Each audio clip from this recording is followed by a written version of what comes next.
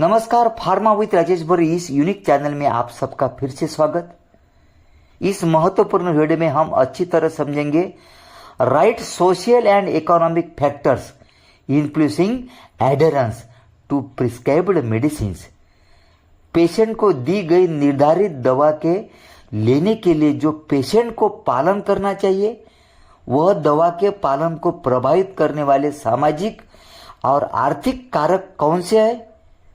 तो weak social support is associated with poorer medications adherence, यानी कमजोर सामाजिक समर्थन खराब दवा पालन को जुड़ा है।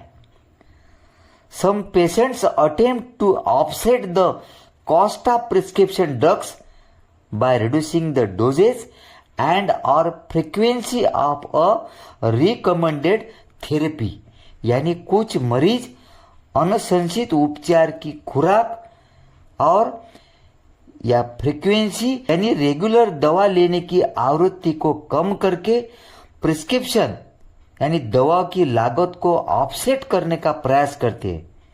और पेशेंट डेमोग्राफिक कैरेक्टरिस्टिक्स यानी रोगी की जनसांख्यिकीय विशेषताएं, inability to read prescription labels यानी रोगी को प्रिस्क्रिप्शन लेबल पढ़ने की असमर्थता and lack of understanding are also associated with differential rates of medication adherence.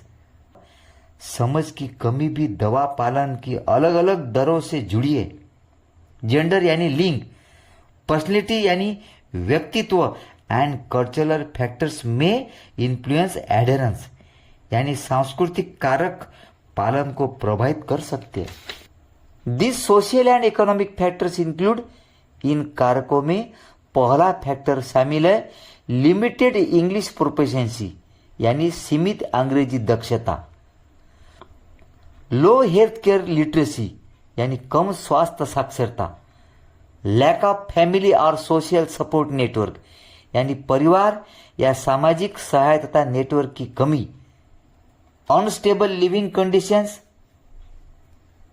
या होमलेसनेस यानी अस्थिर रहने की स्थिति, बेघर होना, बर्डनसम शेड्यूल यानी पेशेंट का हर रोज का व्यस्त शेड्यूल,